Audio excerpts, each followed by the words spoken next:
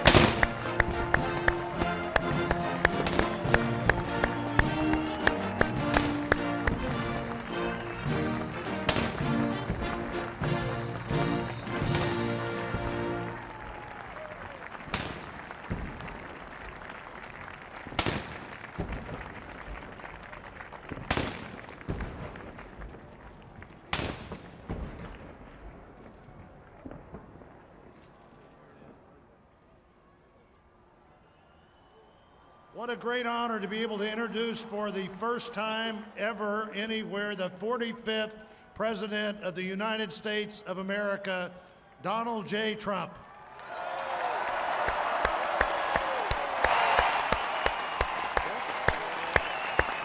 Did I get that one right?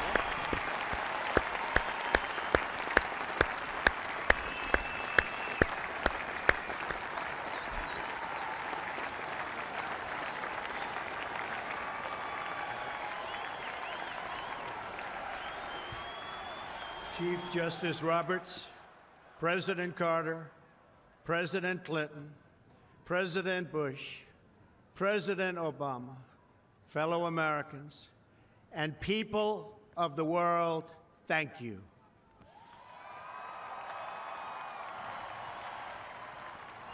We, the citizens of America, are now joined in a great national effort to rebuild our country and restore its promise for all of our people. Together, we will determine the course of America and the world for many, many years to come. We will face challenges. We will confront hardships, but we will get the job done. Every 4 years, we gather on these steps to carry out the orderly and peaceful transfer of power. And we are grateful to President Obama and First Lady Michelle Obama for their gracious aid throughout this transition. They have been magnificent. Thank you.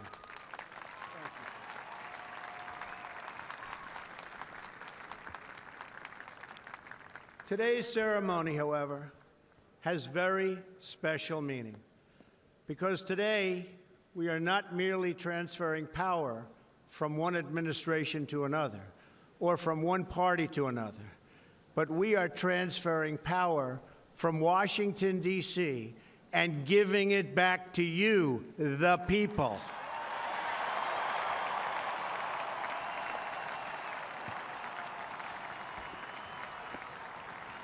For too long, a small group in our nation's capital has reaped the rewards of government while the people have borne the cost.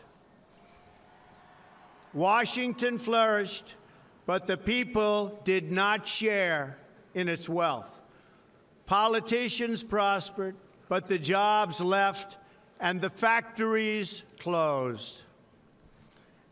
The establishment protected itself, but not the citizens of our country. Their victories have not been your victories. Their triumphs have not been your triumphs. And while they celebrated in our nation's capital, there was little to celebrate for struggling families all across our land.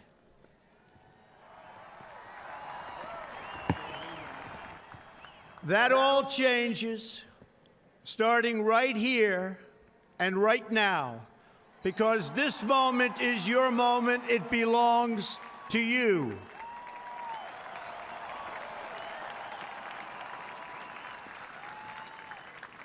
It belongs to everyone gathered here today and everyone watching all across America.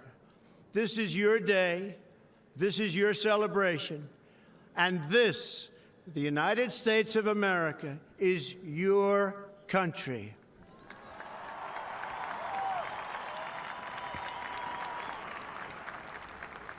What truly matters is not which party controls our government, but whether our government is controlled by the people. January 20th, 2017 will be remembered as the day the people became the rulers of this nation again.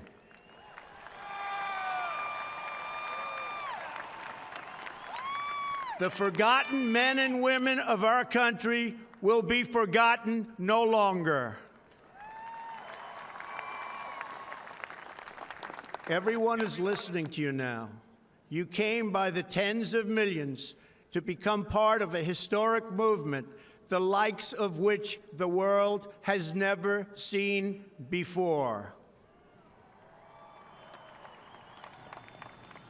At the center of this movement is a crucial conviction that a nation exists to serve its citizens.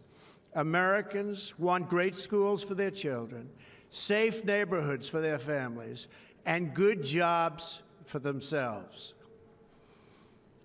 These are just and reasonable demands of righteous people and a righteous public. But for too many of our citizens, a different reality exists. Mothers and children trapped in poverty in our inner cities, rusted out factories scattered like tombstones across the landscape of our nation, an education system flush with cash, but which leaves our young and beautiful students deprived of all knowledge, and the crime and the gangs and the drugs that have stolen too many lives and robbed our country of so much unrealized potential. This American carnage stops right here and stops right now.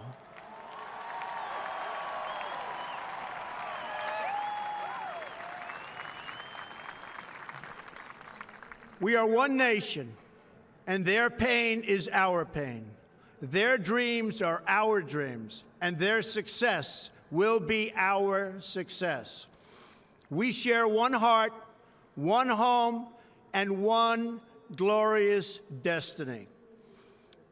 The oath of office I take today is an oath of allegiance to all Americans.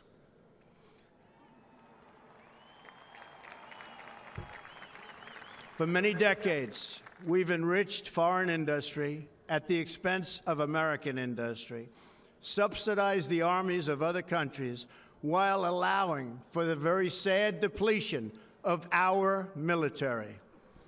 We've defended other nations' borders while refusing to defend our own.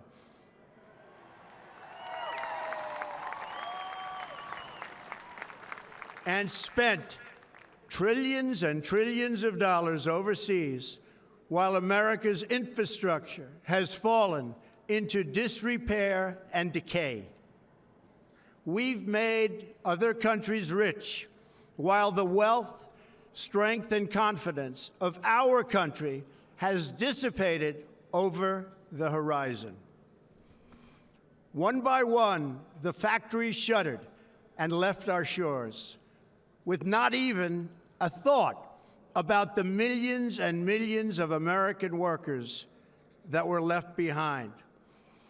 The wealth of our middle class has been ripped from their homes and then redistributed all across the world.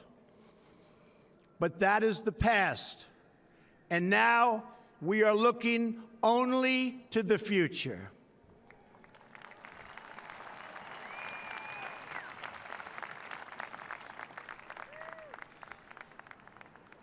We assembled here today are issuing a new decree to be heard in every city, in every foreign capital, and in every hall of power. From this day forward, a new vision will govern our land. From this day forward, it's going to be only America first. America first.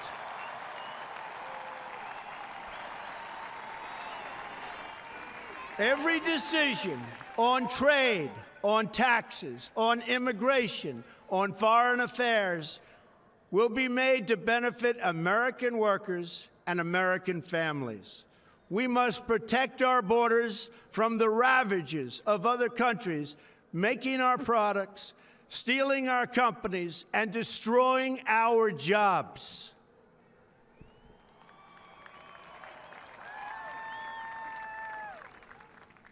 Protection will lead to great prosperity and strength. I will fight for you with every breath in my body, and I will never, ever let you down.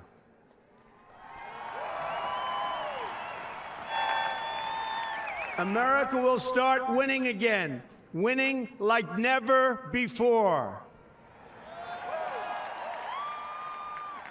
We will bring back our jobs. We will bring back our borders. We will bring back our wealth. And we will bring back our dreams.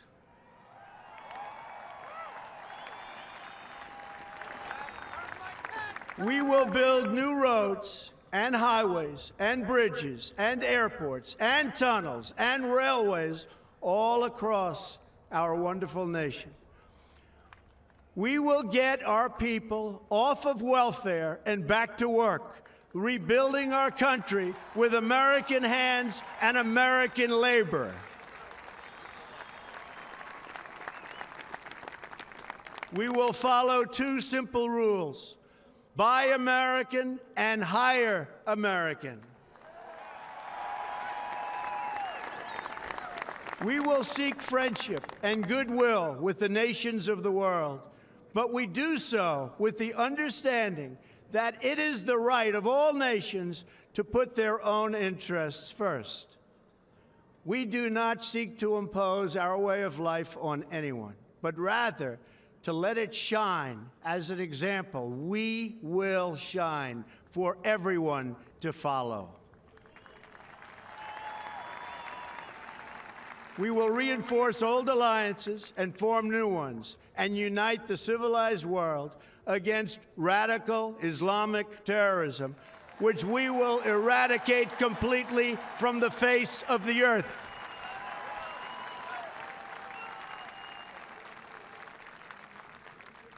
At the bedrock of our politics will be a total allegiance to the United States of America. And through our loyalty to our country, we will rediscover our loyalty to each other. When you open your heart to patriotism, there is no room for prejudice.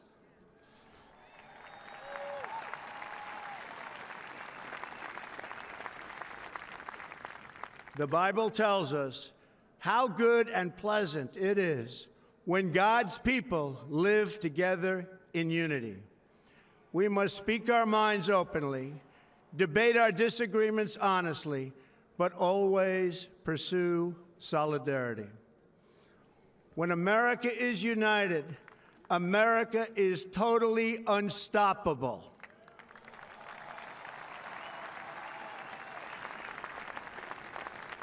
There should be no fear. We are protected, and we will always be protected. We will be protected by the great men and women of our military and law enforcement. And most importantly, we will be protected by God.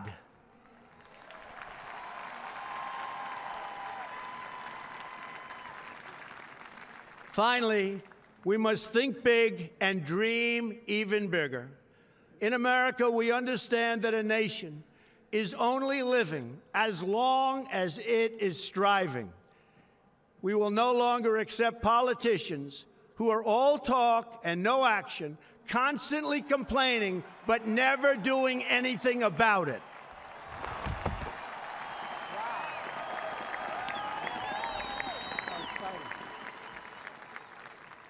The time for empty talk is over. Now arrives the hour of action.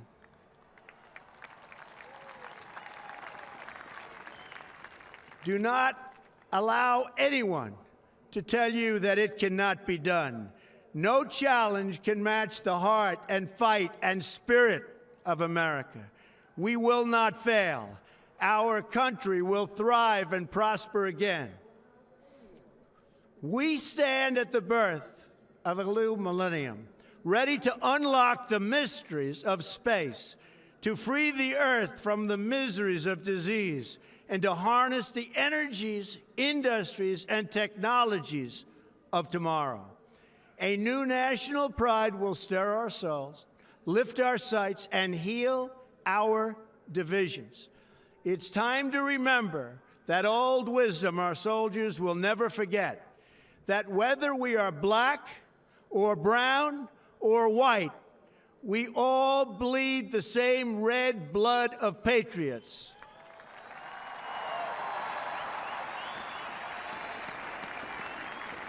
We all enjoy the same glorious freedoms, and we all salute the same great American flag.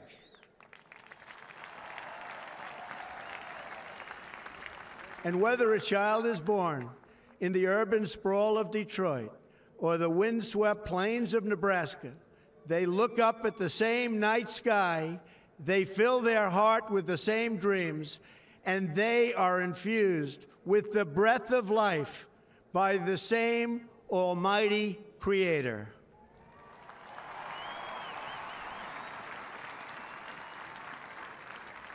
So to all Americans in every city, near and far, small and large, from mountain to mountain, from ocean to ocean, hear these words: you will never be ignored again.